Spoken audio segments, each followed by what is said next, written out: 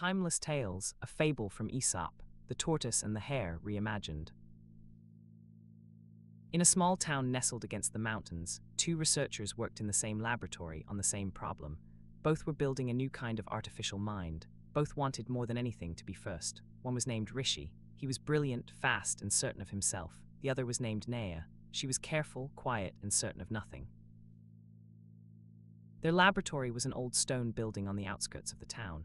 In the winter, the windows frosted over in patterns no two mornings repeated.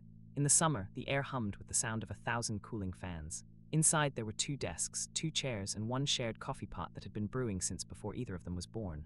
Rishi sat at the east-facing desk, where the morning light fell early and loud. Naya sat at the west, where the light arrived late and stayed longer.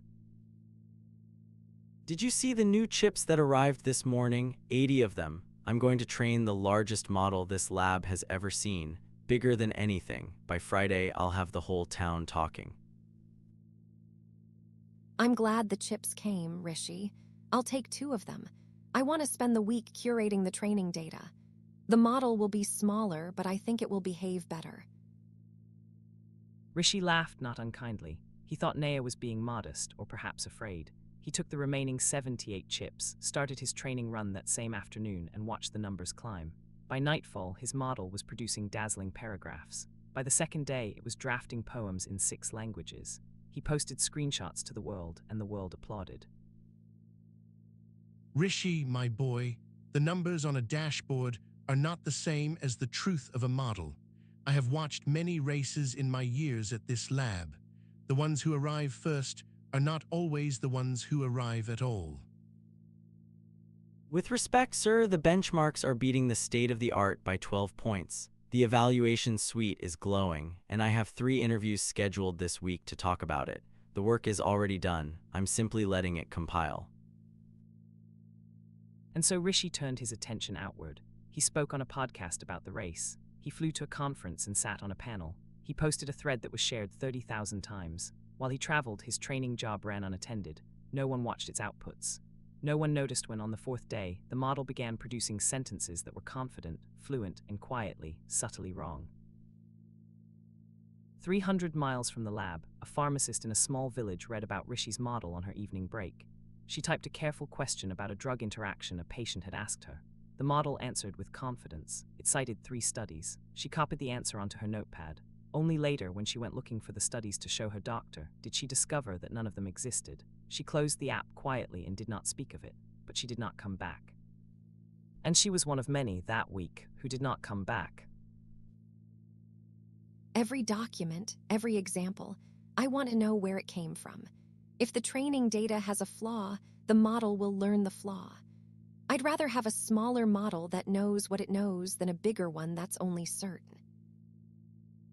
Naya worked through the week as Rishi traveled. She read sources. She rejected thousands of low-quality examples. She built a small evaluation suite that tested not just whether her model was fluent, but whether it refused to answer when it didn't know. She trained on 2 chips quietly in a corner of the lab while the world watched Rishi. Naya, I see you working. The world will not notice you yet, but I have watched many careful hands in this lab. The careful hands are the ones that build the things people still use 10 years later. Thank you. I don't need to be first. I'd like to build something I'd be willing to put my name on in 10 years. Friday arrived, evaluation day. Rishi returned from his travels, tired and certain. The lab gathered. 2 models were presented. Rishi's model, vast and dazzling, was asked a question in medicine. It answered confidently, fluently, and invented a drug that did not exist. It was asked a question in law. It cited a court case that had never happened. The room grew quiet. I saw the benchmarks. They were perfect. I don't understand what happened between Wednesday and today. Then Naya's model was asked the same questions. To the medical question, it answered what it knew, and where it was uncertain, it said so. To the legal question, it cited 3 cases, all of them real, all of them correct, and offered 1 line of doubt about the interpretation. It was smaller, it was slower, but it could be trusted. Both of you have built something. One of you has built a model that is admired today. The other has built a model that will still be used next year. You will each have to decide, going forward, which kind of builder you wish to be. Naas, can I ask you something? When you were building in that week I was gone, were you ever afraid? Afraid that you were building the wrong thing or that no one would care?